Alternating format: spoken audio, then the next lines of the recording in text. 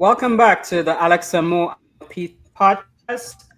If you have not yet subscribed to our YouTube channel, liked our Facebook page, liked us on Instagram or Twitter, please take a moment to do so now. So tonight, Alex and I have with us Dr. Remi Onifade, or better known as Remi, co-founder of the National Association of Black Physical Therapists, joining us on the hot seat tonight. Welcome, Remi. Thank you, AlexAndMo. Glad to be here after a long day. Yeah, we Awesome. both had long days too. Yeah, after a Yeah, long day. I know you all have. You had to. yeah. Well, thank you very much. Really appreciate you taking time to be with us tonight. Looking forward to hear about your story and how we got to founding the NABPT, which has been a program that is leading the charge and trying to change some of the aspects of in physical therapy. So yeah, we've got a lot of good stuff to cover today. And as Mo said, for everybody, thank you for always joining in.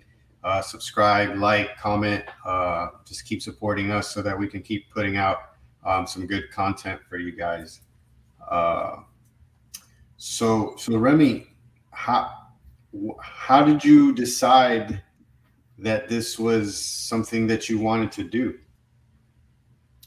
In regards to NABPT, Both NABPT, becoming a PT. A lot of times, even as recent as last week, we had Adam on, and he kind of decided that the pelvis specialty was something he wanted to do because of an experience he had. Is you becoming a PT and then subsequently founding NABPT part of experience, something that you experienced or didn't experience? well, in regards to becoming a physio PT, um, no, it was just one of those professions in healthcare that I thought I could do, and it fit my personality. Just coming from the background that I come from, as in Nigerian, and Kenyan. Uh, Honestly, in a Nigerian household, especially led by my father, it's kind of you pick those three things that people are used to as far as like having the independence here in the states. Even though I'm not first generation, I would still be presented as first generation. But it was either lawyer, engineer, doctor. I have three older siblings. One is a medical doctor. The other one's a pharmacist. And once she pivoted, I was like, okay, maybe I can get into healthcare, but it doesn't necessarily have to be the medical doctor. so, so from that pivot, it even went even more to uncharted territory with my brother being in psychology. So he's a community psychologist, PhD though. So I was like, okay, the doctorate thing is a trend. I can stick to that. And basically, while in high school, one of my friends got hurt. He talked about going into PT, and it was just one of those things. I was like, well, I'm already a student athletic trainer. Let me look at what physios, what PTs do. And from there, I noticed that as far as like my 9 to 5, that life balance, work life balance situation, or work life balance or harmony for now, what I'm trying to get into. Um, it was just a better fit for me. And I do love people, love talking to people, love fixing things with my hands, if not necessarily just with my brain, in regards to how we communicate in that interaction with patients. So I just picked PT. But why I decided to get my neuro residency, why I decided to go neuro, it's honestly again with research, seeing what's going on in the Black community, seeing how if there are continuous food deserts, if there are lack of resources, what are those injuries or disorders or deficits that are pretty much harm us a lot more than others. And I noticed it was more of stroke, high blood pressure, cardiac disease, even pelvic floor with Black maternal mortality, but not necessarily going into Black maternal health. So I was like, okay, let me stick to that neuro side. And of course, there are not necessarily a lot of places or resource or hospital systems or clinics that are out in our areas because we were in all types of deserts, right? And PT was one of them. So I decided to go that neuro route. One, it would put me in an advantage being in the outpatient type scenario, because there are not a lot of neuro specialists are in that area or neuro trained in that area. And then of course I can still treat the concussion, the vestibular stuff while doing residency and whatnot. So it was a thought process of, okay, I don't necessarily want to be in the hospital system. I do want to set myself apart in regards to what I can give to my community. And then from there, how can I take that and advance that to change people's minds to not think they only have to practice PT or physio in the hospital system and it be pertaining to neuro. You can do both things. You can do neuro, you can do ortho, mash those together, and your style of treating does change, but I like it. I like how I roll with people in more function first, thinking, okay, you need to do this, and then I'll figure out the ortho stuff. Say, and that's a good thing about being the residency that I did have with Emory. Um, I was in the clinic with ortho specialists or ortho residents, and I was a neuro person. So we kind of bounced a lot of ideas off each other, how we treated and how we would treat differently, just because of the mindset that we're coming from. But then it takes me to NABPT. In regards to producing that, that was with my co-founder, Dr. DeAndrea Bullock. Um, we were in class of 65. There were 10 Black or identifying as African American that were in that class. So from there, we kind of looked up things. Where are the other Black PTs? Where are the other Black physios? Or how do we roll? Um, we already know the demographics of PT going into it, but it's just still shocking when you get into it. And then on our behalf, there were 10 of us in the class. I'm like, wow, was this like on purpose? Going, did, did they know? Did they know that they were accepting all of us? And then from there, it was kind of like, all right, well, we know from being those one-offs in different places because of being some of the smarter people that matriculated through our classes and just decided to go this direction. We were one-offs in there, but now we're like, okay, there's 10 of us. Make sure this was not a mistake. Make sure they show that yes, we can be very talented, and I like to call us the talented 10. So and we all made it out. We all passed our boards, and we're all practicing in our own way around. But from there, we just wanted to project that even further, to amplify that, honestly, to know that there's so many different things that, one, what was that thought process of going into class and seeing 10 of us? That was exciting to me. So I was like, okay, let's figure out how to make sure this continues and it goes on. And it doesn't only happen in, in the Emory setting where we went to school, or even in Atlanta being, a Black mecca to its own right? And making sure that we can amplify that in various places. And then from there, we understand what goes on in some pieces of the Black community that we all have, kind of come from and what we've observed. And of course, for DeAndrea and I, we want to just make sure we have a platform where other people can say, hey, this happened to me, or this is how we can work as a unit, as a community, as a collective to make change however we can in the scope of PT, not necessarily just only PT. So it seems like you always had this innate sense of community and team building and support, because that's what you did with your classmates, the 10 of you, just, holding each other together so that you all can move as a unit and no person left behind. So that's pretty much, is that the mission of NABPT? Yeah, I find it, we find it to be a movement. We find it to be a movement definitely in the Black community, but understanding that in our eyes, the African diaspora is wide and large. So of course, we have our Afro Latina, we have all that we have to make sure that we address. And of course, there's intersectionality that we have to compound with. So like gender, um, how you identify gender identity, gender preference, not preference, but sexual orientation, all of that. So all of that intersectionality has to also be encompassed in anything and everything we do. Of course, everybody does not think alike in that sense. But for I know in regards to us as co-founders, we're absolutely making sure that we kind of address disabled, non-able bodied people, all of it across the board, whatever affects the community. But it's funny that you say, we kind of stuck together. We actually didn't chill together. It was just one of those unknown, like, we just all know. Unconsciously, we're like, all right, they didn't make this mistake. We're gonna get out of here. And we're gonna look to, see us as we continue to go on. And then we'll go from there.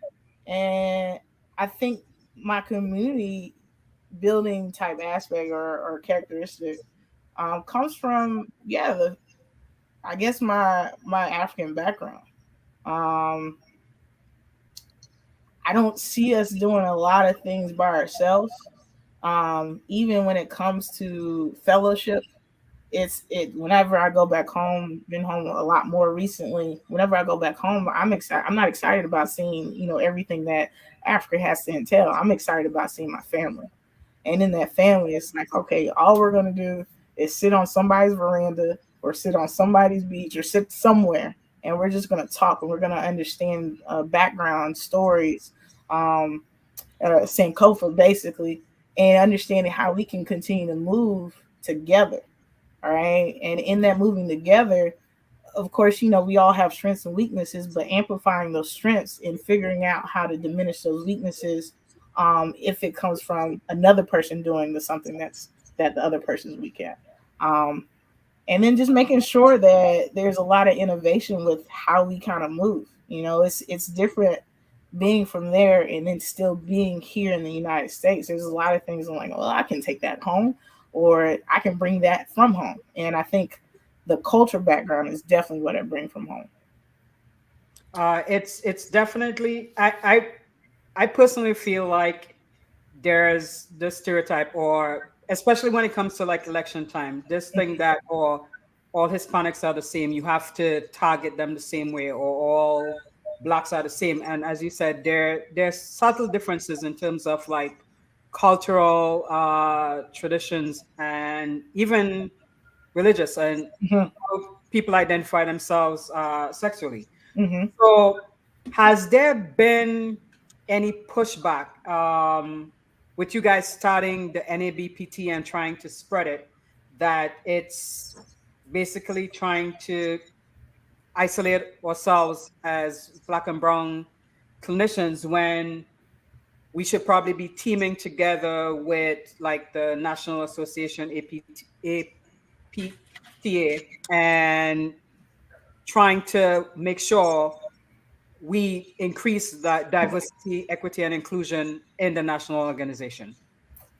So you're saying, so let me make sure I clarify because I think I missed a little bit. You're Mhm. saying in regards to why we're in a BBT, have we received any resistance or pushback Yeah, from, and on top of that, should we be working along with APTA? yeah. Um, Hey, this is an open and honest podcast. Right, Alex? It's an open and honest podcast. it's gonna be open and This I is a honest. mean, we understand you're a professor. We understand that you're a leader in the community. We understand that you need support from people in the National Association. I also have to probably thread carefully because of certain positions that I'm in. So Alex is probably having a little bit of technical difficulty, so he will be back. Okay. And so trust me, I do understand. But we want this to be a transparent as possible podcast. Right, And right, that's a platform that we're trying to create. We don't want to just tell people stuff about rehab physical therapy, it's all aspects because, as you said, you're trying to achieve work-life balance. So let's Right, put right, it on right, the right. table. I mean, in reality, like transparency is always the way to go, right? Mhm. I don't think we would even have created something if there was not resistance in the first place, Yeah. right? Um, and we also understand, yeah, I make workplaces, but honestly, for the cause of what we're trying to accomplish, I know I'll be okay. So I will always talk transparently. um, and honestly, when you get into things like this, you always have to have the voice for change, not the voice for complacency, right? Yeah. Um, so in answering the question, yeah, absolutely, there is resistance. There's also performative action that to me also looks like resistance. Um, then then in regards to like naming which time I've had resistance, I don't remember because I'm ignoring those things, right? I see it, I approach it, and then as a unit, we figure out how we're going to move. And of course, we all move in different ways. I'm a little bit lot more loud and feel like I have a little bit more of stability than others, but I'm okay with it. I'm okay living in that type of chaos. Um, with that being said, I think there's a number of things that have been done to show more performative action than action. We have a lot of um, task force that we continue to talk instead of do. We also have setups where you can see like a legacy of somebody that has left. Um, and in this case, I'll just speak frankly in regards to Jeanette Meadows. Like, I don't understand why that wasn't a celebration for however long she had the minority affairs. You know, why do we even still continue to call minority scholarship? Why isn't one of the people that we see and has been trailblazers have been put into that situation or have had a scholarship named after them? Like there's so many. Of course, we always continue to have our Linda Woodruff lecture. Why hasn't she had a scholarship named after her already? Or even Charlene Porty. We don't have to wait until people pass either to make sure we acknowledge who has been at the forefront of moving PT in a certain direction, right? Um, I'm not even throwing one, Dr. Sonora Simpson. yeah, I was coming with it. I love Auntie. I, Man. I love Auntie. There are times we definitely haven't agreed, but I absolutely, she's still been at the forefront of a number of things that have put us in position as her successors of what she's done, right? Yep. So there's a number of things that I think that can be done and should be done instead of said we're going to do this or we're going to vote upon this. Like, no, there shouldn't have to be a vote about these certain things. Understood. Definitely. As Dr. Van Hoos said in her Linda Woodruff lecture, it's all about the hard work. A lot of people see things, but the heart doesn't really show it because, as you said, it's performative action. Um, and you're going to get resistance no matter what. Oh, absolutely. Because there are people opposed to it, thinking that, we're trying to isolate ourselves, but it does give us as Black and brown therapists a sense of community, Mhm. people who can truly empathize with what the struggles that we're going through either at school, taking the national board exams, and even practicing in the workplaces. Right. So I am glad that you guys founded it, and I pray that there will be continued success with it. I Um, you definitely are appreciate it. also in academia, right? Yes, undergrad. And I do like guest lecture help with other PT schools, yes. Okay. So what made you get into academia? Why not teach? You know, it's just that simple. Why not teach? But I also saw, in some type of way, you always got to think about what your body can do in the future, how to make sure you keep your mind intact in regards to what's going on in the world, or how are different generations coming out, how are they thinking, how are they processing things, and can you add to decrease a lot of the struggle or the pathways that they're trying to get into. And if I'm going to increase visibility of Black and brown folk in PT, then there's a place that I need to be. And for me, I always think that place was in undergrad, just because of the steps that I had to take to get into PT in regards to following the plan. But there's always something about when you hear about recruiting, right? There's this recruitment piece that people say, oh, they're not enough qualified people. I'm like, all right, well, where are you going? Where are you seeking these people there? Because I know a lot of qualified people. So there's that, and I think also in being in the undergrad academia, I find myself understanding that when we're already together, right? If we're and I will specifically probably only teach undergrad in HBCUs. When we're together, there is a lot of community. Hence why even NABPT was formed, right? There's a lot of trauma informed care that we have to do in regards to making sure that we are okay, we're cared for, we're supported, we're empowered, we're amplified. And being in the HBCU, we also got to remember, like I said, I know a lot of qualified people. Going to Spelman, I'm like, there's a pelvic floor, there's an OBGYN, like, I can just call them today. I got a PM&R, I can just call him today. You know what I mean? So it's kind of like, I don't get what you're talking about in regards to unqualified people. That's trash, right? You think it's just an excuse? It's absolutely an excuse. But there've been reports, like when people send in their resume, if there's an African name or a name that would seem ethnic, it's usually disregarded. Also, if you attend a certain university, you said you specifically target to teach HBCUs. Right. We don't tend to be at the top of the package when they're trying to select candidates.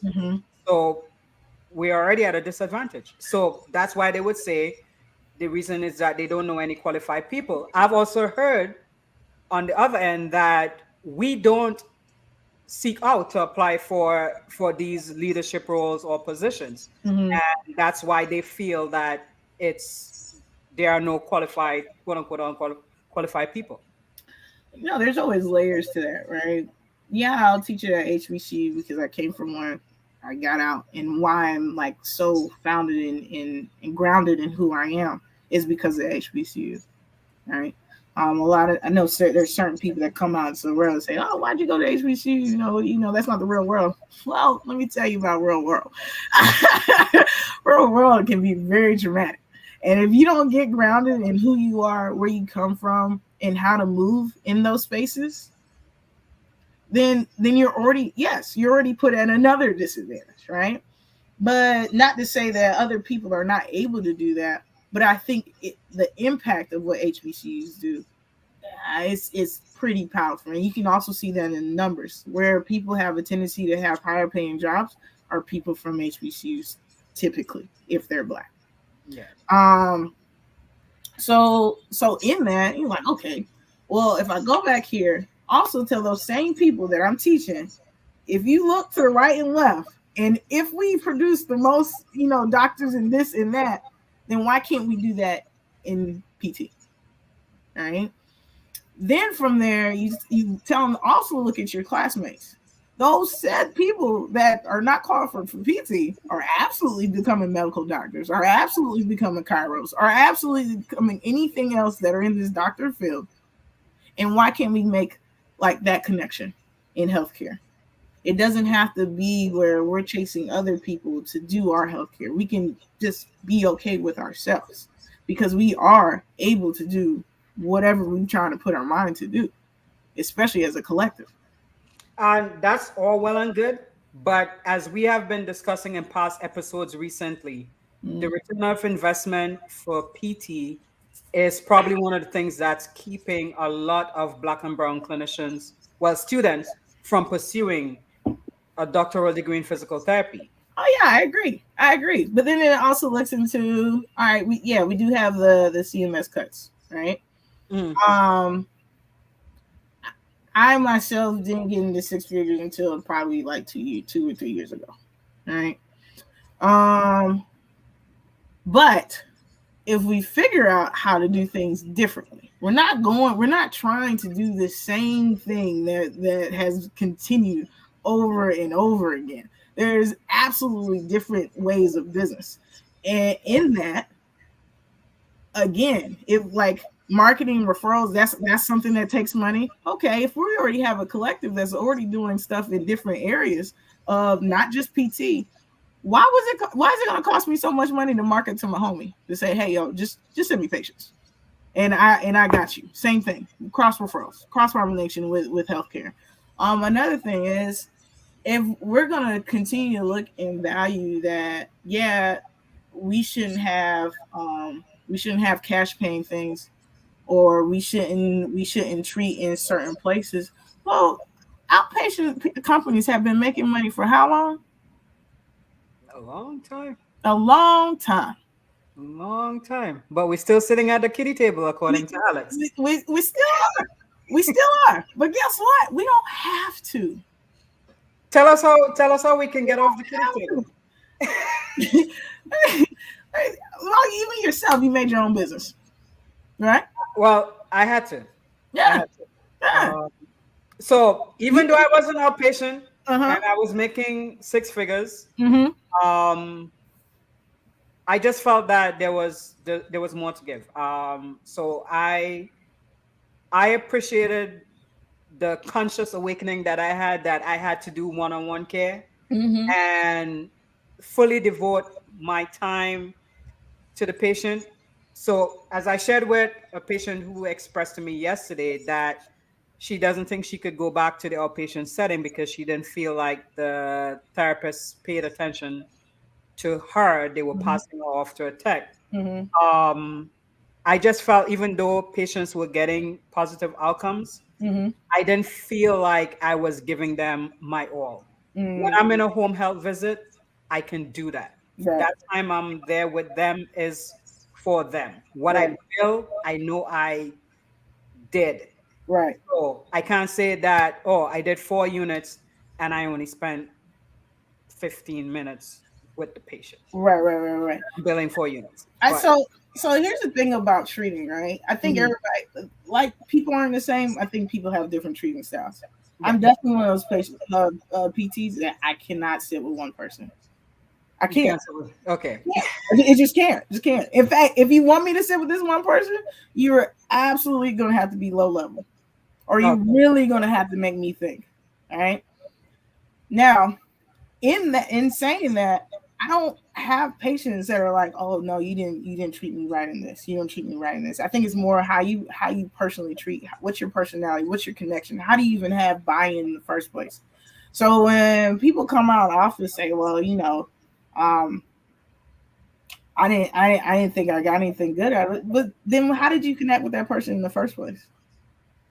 Because if I can't connect with you, you're not going to do anything that I tell you to do in the first place. So why do you think if I were to say, oh, try this, I'm looking from here, I'm observing from here, and somebody else is right beside you, you think you're going to listen? No, you're not. So I think sometimes when we talk about, what's valuable to, each other in regards to treatment, I think sometimes we need to take back and think, okay, yes, for Mo, yes, one-on-one care is your jam. For me, absolutely one-on-one care is not my jam, because you're not going to get my all, because I'm going to start getting distracted. I'm going to start working on other things. For a fact, I'm going to. That's why you're neuro. I'm going to. But in the places I am, and that's what I'm saying in regards to what I do, it is more outpatient ortho type based. When I have my own clinic, typically I do have a 60-40 split, but I don't have my own clinic right now. I had to, reframe some stuff and resign from one job and go into the next. So in that is like, okay, let's build that up. I know where the dollar bills come from. It comes from workers' comp and PI. I know that, right? So I'm like, okay, well, that's probably ortho is what I'm going to see for the most part. Or if they have a concussion or vestibular issues in the PI world, cool, and I will drive that because that is one of the areas that I love treating. But even with them, I'm like, okay, if you sit here and we're looking at symptoms only, I don't need to be right beside you. Now, if you're a fault risk, absolutely, But if there's other things that I'm worried about, if I'm looking for blood pressure, all that other good stuff, yeah, I'm gonna be beside you. I'm gonna know that. But if you're not that patient, I need to look from afar. I'm just gonna have to, and I will.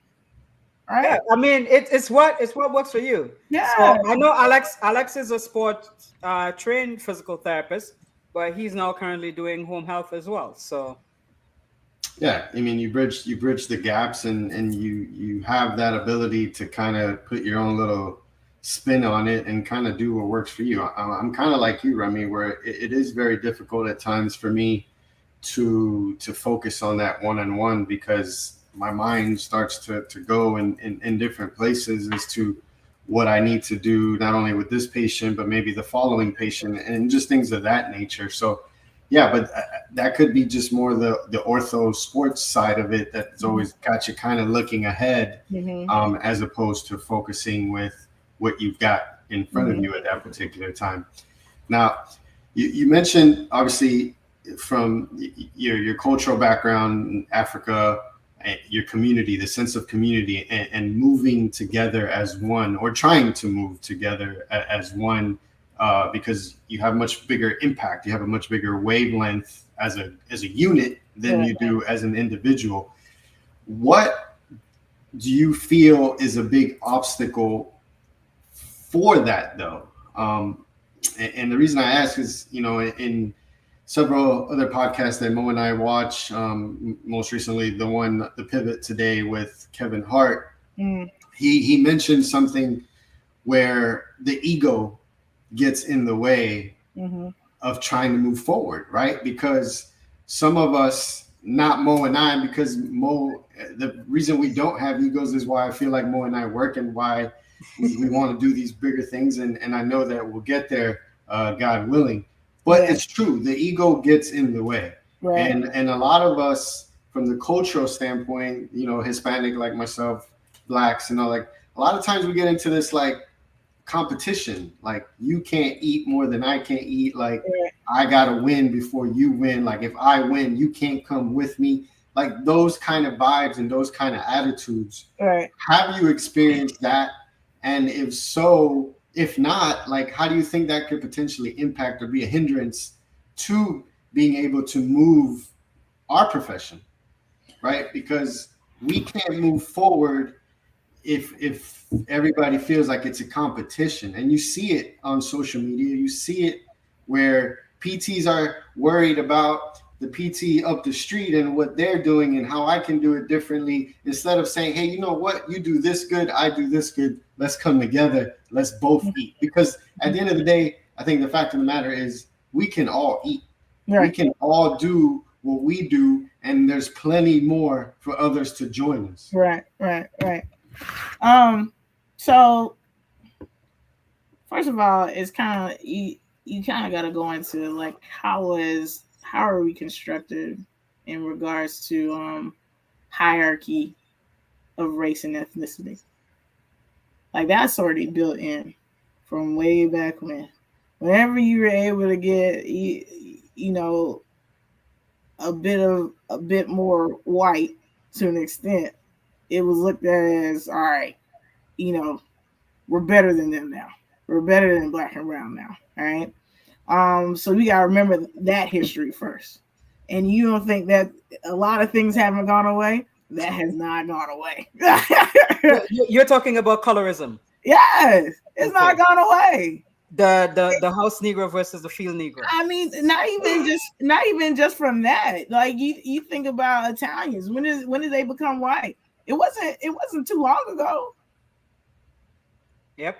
You got to remember those things, and you not thinking people start to observe that that is going to make a difference and going to make an impact of how they deal with each other, absolutely is going to make a difference. First and foremost, we live in an individualistic society. Here in the United States, it's so individualistic. It's not even a game. Why do we want to be at the forefront of everything? Economics, all of that. Why do we call ourselves superpowers? We're not. We're not. Why are we not? Because we're not able to move together at all. Like, we are literally, you leave this country, they're like, I don't know what y'all are doing. We don't know what we're doing. We don't know what we're doing. All right. And then you can see it economically. Where are we going? We're heading in a recession right now. Again. Again. I, as a millennial, have got hit twice. And then to think about those things, right? You think about policies, you think about where we're going. We keep reversing stuff. Things that make sure that, one, the damage that comes from the trauma that occurs in this state, like, how dare we not able to sue any law enforcement anymore? Supreme Court, thank you. Roe versus Wade, Supreme Court, thank you. It's like, what are we doing? You want to keep reversing things that why they're in place in the first place? We're going to have a problem. We have a problem. We've had problems. We're just adding to those problems, right? And so if we continue to think that we can work in silos and get out of anything or even have a bubble to feel secure and not be as traumatized, because honestly, that's what we're asking for now, is let's just not be as traumatized, please. Because we've already gone through the traumatic. We already have. Being born, we were traumatized. I was reading today in between visits that when, especially with Black females, when they ascend leadership ladders, they tend not to pull other Black women or Black men up with them. And the statistics show that. Why do you think that is?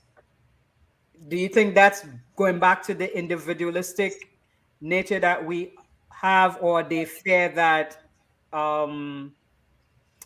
people start thinking, oh, too many of them are getting in, or do you think they just want to be the one? I definitely don't think they want to be the one. Okay. Were you finished with the question, though? Sorry. Yeah, go ahead. You could go ahead. Yeah, I don't think anybody wants to be the one. I think what has been taught over and over again is they only take one. I mean, because think about it. When I was saying there were 10 of us in the class, I'm like, oh wow, did they really need to?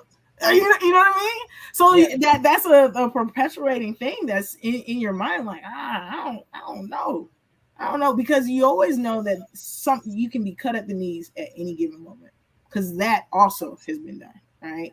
They only put one in there because in I think statistically it shows like how many other people are around these people when we put only one into a situation. And so in that you make sure that you're saying, all right, well, this is the only one we're going to allow. This one probably is a person that has gotten to a space where they're as damaged as they can be to not overshoot. And we're definitely not going to allow other people around them, because then they become more powerful. Why? Because a collective moving together makes change. But if you're that one, Remi, do you feel any sort of responsibility to bring the rest with you? Absolutely. Okay. Absolutely. I got the opportunity to open up a clinic. I didn't hire anybody but Black people and an Asian cap. That's it. I even told my one of the people that were in. I had a person. He interviewed. He was white, and I was like, "Yeah, you can work here, but you're not going to become a clinic director." So wouldn't that be considered reverse discrimination? No. I call it equity. Alex wants to laugh as well too, but no, I do get your point.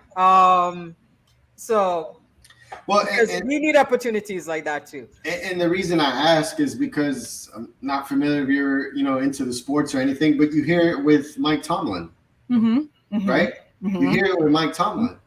Mike Tomlin, very successful Black coach. And some will look at him like, well, what are you doing to bring up the others? Yeah. How are you opening doors? And he spoke on the pivot a bit to that. And it was just like, I'm not necessarily looking at colors. I'm like, I'm just trying to set up men to be successful at this level and all that stuff. But we have to know that we have to be able to give those opportunities. Right. For those to even display or put on a showcase what their talents are. Right. So to a certain extent, you have to. You have to be able to try to bring those with you to say, hey, look, I'm going to put you right here, give you a little chance to shine, let other people see you, even if it's not with me, let you shine. But then again, to the point that Mo was making about the women, and, I still feel anecdotally that we don't like to see others come with us for whatever reason that is.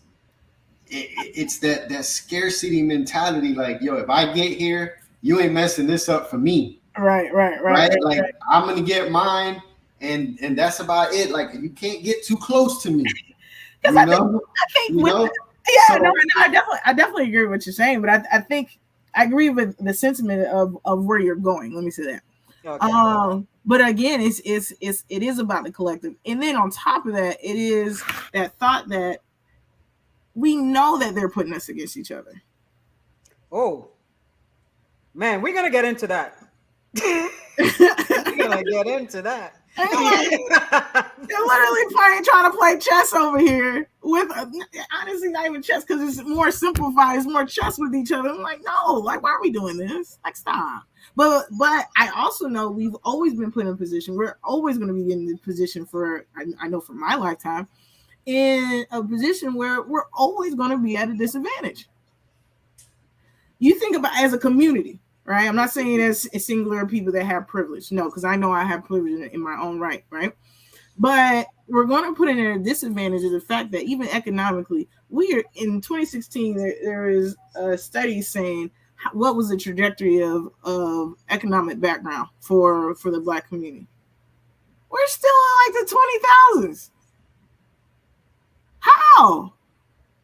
And with so many, we said Mike Tomlin with putting men in the right position. Man, there's 70% of the NFL that's of Black and brown people. So at some point in time, he's doing something, right?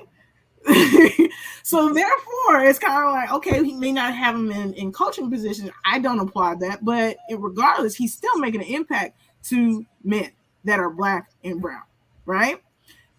Then, and he's moving into that direction of trying to do more now, because you can see who he hired, right? So you go from there, and then again, he's not even an owner, so he can't make all of those recs, right? He can be a coach, and he can ask for people. If the person that's doing well is a person that's on the field, yes, that is his domain. If they're not on that field, that is not his domain, and we know that quite well, right? So for Miami Dolphins, you got the owner. Brian was gone, right? We'll come back to that, because it just struck something with the good God, I can't forget his name right now, but the one that was sacked, that's now working for Tomlin. Exactly. Okay. But if you read about the pivot, because you said Mike Tomlin, he's in charge of the stuff on the field, right? That's his domain. Anything above that, we know typically that's not the case. However, he said on the pivot that the particular situation with Brian Flores, name just came back to me. He went up to the owner, to Rooney, right? And we all know that the Rooneys in football are a special family, right? Like they are not the norm in football. But he said, hey, I just went into his office and said, I want to do Brian Flores. And Rooney was just like, do what you got to do. Mm-hmm. Right? But Alex, to that point, the only reason he felt so comfortable doing that and the owner felt that they could trust him is because he's proven himself No, time exactly. and time again. Absolutely. So when we But- do get into those positions, we have to keep proving ourselves over and over and over again. But it takes to Remi's point is it takes a special individual on the other side of that to acknowledge, to say, We need allies. hey, We need allies. Mike Tomlin, man, this man's won Super Bowls. We haven't had a losing season. So they've built that rapport to say, if he's asking me for something, well, damn, I'm gonna try to give it to him. Yeah. Right. But anyway, sorry, I didn't mean to cut you off. But I also think it wasn't the time to not give it to him either. Yep, that's true. So you start thinking about perspectives, and you start thinking, okay, Miami, we already looking at NFL. Do we want another case with this NFL business? All right, because I also think players are in a different position of what they had even when Colin Kaepernick was kneeling. All right, I think they do feel more powerful just because of what's happened past 2020. All right, so they understand that they have more power. I'm sure Mike Tomlin feels like he has a little bit more power. And honestly, with the Brian Flores thing to go up to Rooney, I mean, we have a whole Rooney rule. Are you really going to say no? But that's what I'm saying. Like, I would think highly no. I don't think that's what the fuck you want. You know? Yeah.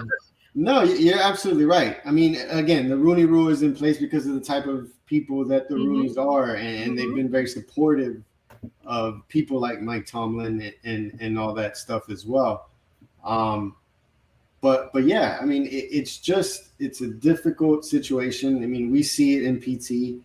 We've talked about it on our past episodes where we're a small percentage of the whole. Right. We're a small percentage of the whole. So I think that the big take home thing is what you've been preaching is that collective. Yeah. Like, we need to come together to be able to move forward, to be able to do something together and powerful as a group, as opposed to just isolated. Right. So I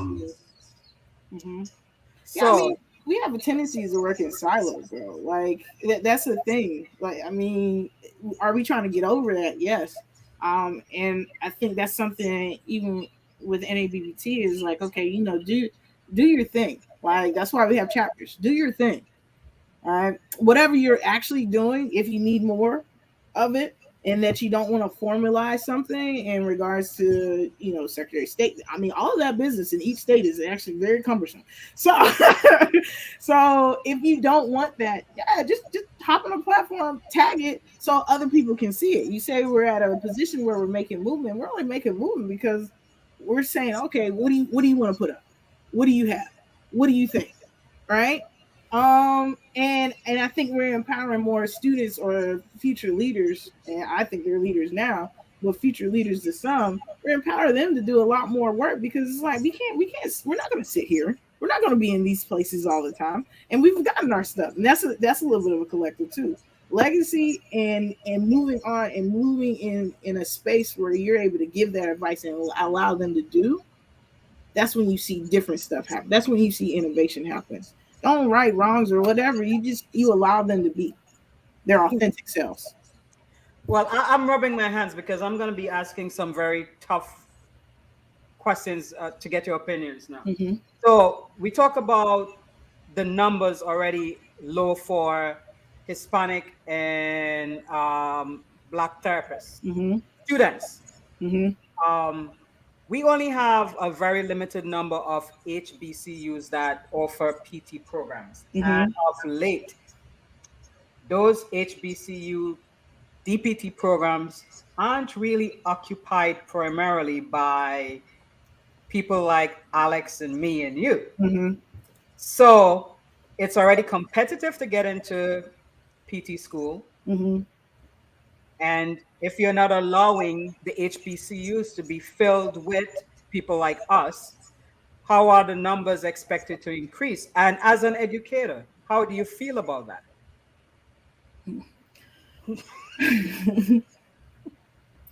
So, DPT graduate school programs are very interesting, but I also think that that one, I'm trying to remember if it's at least three of those schools. Howard is one, my alma mater. Right. At least three of those schools have program directors that are white.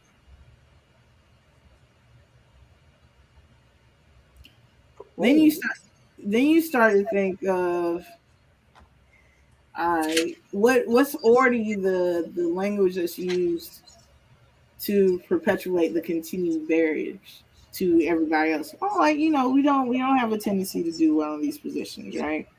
Um then we start to think about, what are those barriers anyway? And are we more likely to go into HBCU for your DPT program? Who are the faculty that are being hired at these positions too?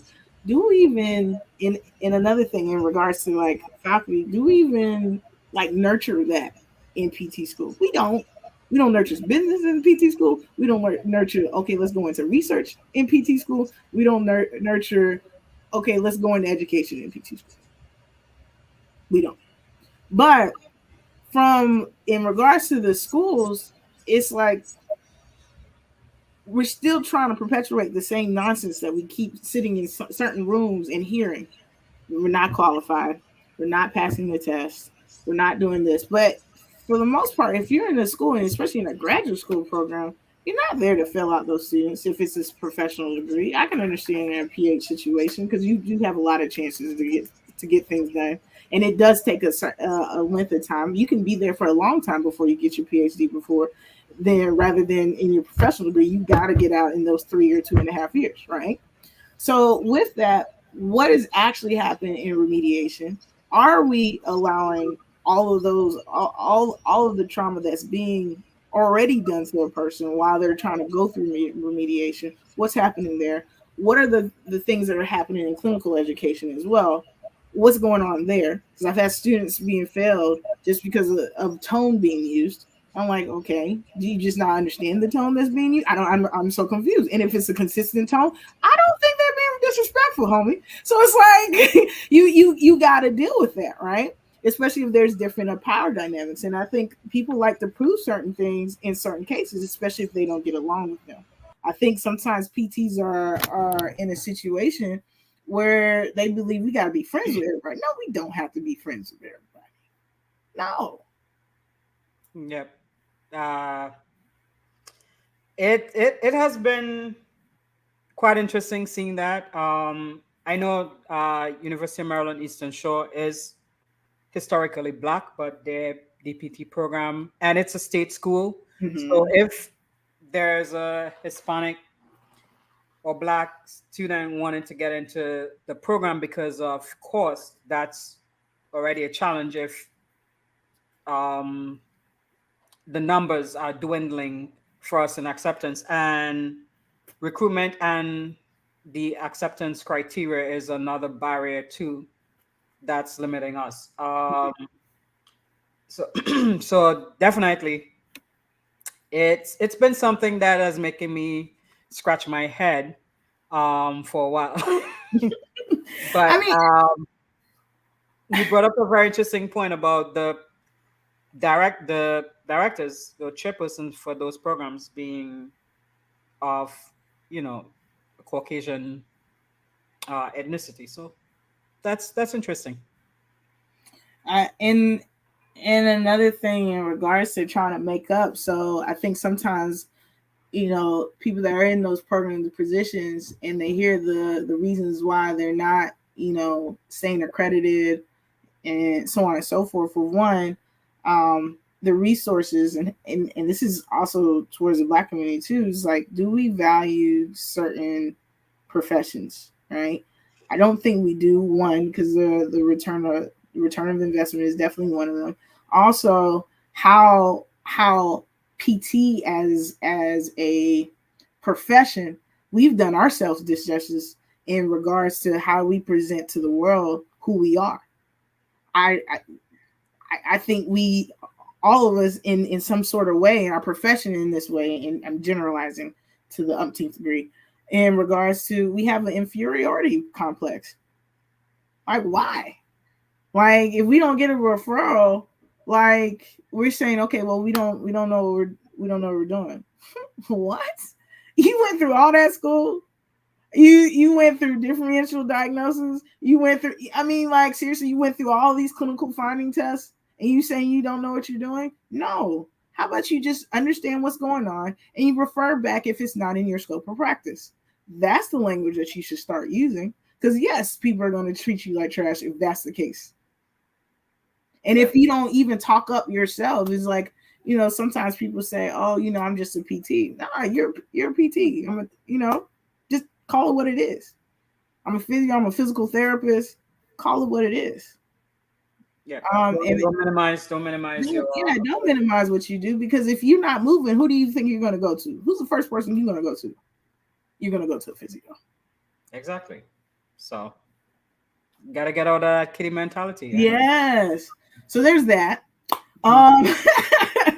So, and then of course, in regards to where money goes, you don't see as much money going to those HBCUs in regards to resources, and then being able to hire people that are able to come back and teach. And of course, we want we want our own people to come back and teach. But then if you don't create those pathways while they're in school, or even create those opportunities where they can be GAs or TAs and whatnot, who do you think is going to come back and teach?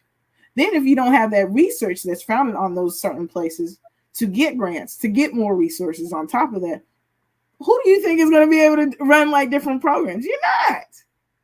So only common sense says, okay, well, if they're under resourced, what happens? If the Black community is under resources, the Hispanic Latinx community is under resourced, what has happened? They won't come back. Or we won't come back. Or we won't come back, or we can't come back, or or we're just not going to do well trying to get there, right? Okay. So think something I always preach is you cannot take society out of people's careers. And we've seen it. Yep. There's even a motion right now from Arkansas saying we should stick to just PT. Yes, I have been. Well, I am a district delegate from Maryland, so I have seen that motion. It was also a heated conversation that I had in January with some other therapists as well. That you shouldn't be using the House of Delegate floor to discuss social issues, but we are treating people in society as Black and brown therapists. We are members of society. And if the issues that affect us or cause us stress and trauma aren't discussed, I don't think our work will be done well. So that's just my personal opinion. And to trivialize the things that we go through, saying it doesn't have anything to do with physical therapy, if we can't operate at our best, how can we give our best to patients? And we're just going to keep bringing down the profession if we're doing mediocre average stuff. Absolutely. Honestly, as a professional, we're going to look like idiots if this passes. Just, you know what I mean? Like that's honest truth, right? But there's 1 year we're going to say, oh, we're going to be an anti-racist society, right? And then next thing we're going to be like, oh, we don't really care. Well, the thing is, if things aren't as open as they were the last HOD, I think we might be surprised about during the 2016 campaign, you heard about the silent majority. I still think that exists in physical therapy. And that's why you and I and others see a lot of performative actions or behaviors from others that we associate with. So let's see what happens. I'm hoping it doesn't pass. I will not be surprised if it does. Let me just say that. I will not be surprised. And let me also go on to say it's kind of like you wonder why there are organizations that pop up like this. You wonder why you're like, okay, well, if we have a mission statement that actually says something about transforming society, but then we say we're going to ignore society, okay, so you're not about the mission either. If we allow this, right? If you're a part of this organization, you're saying, okay, no, screw society. It's just about PT, and if we're going off what we learn in school, the IFC model, how do we say we're doing our full job as physios if we're only sticking to PT? Because I think PT encompasses social issues. It does. It does. But money talks. Money does talk. But is that money if you're not, you're not getting Well, everything? let's be real, okay? Who are the biggest sponsors for our association? Who usually bring in the most members? It's the bigger companies, It's the right? bigger companies. And what do the bigger companies care about? Oh yeah, they care about money, right? Okay. They care about, but the thing is, it's like, okay, if you're always telling us, and still charge to big companies too. If you're sitting here and you're telling me that some of the missions of these big companies are not also about society or are also not about people, then are you a company that's trying to treat people? And I understand business. Absolutely. Business is a thing. I enjoy money myself. But but I also know, like, if I'm still about my people and my collective, absolutely. I need to be about the everybody that I can see, hear, everything. I totally get it, but we shall see. I want to have faith in my colleagues that this motion would not pass. Um, but again, a lot of people don't truly speak out truly about their intentions, and we've seen the back and forth discussions on other issues on social media, and especially Twitter, with the Supreme Court decisions during the elections.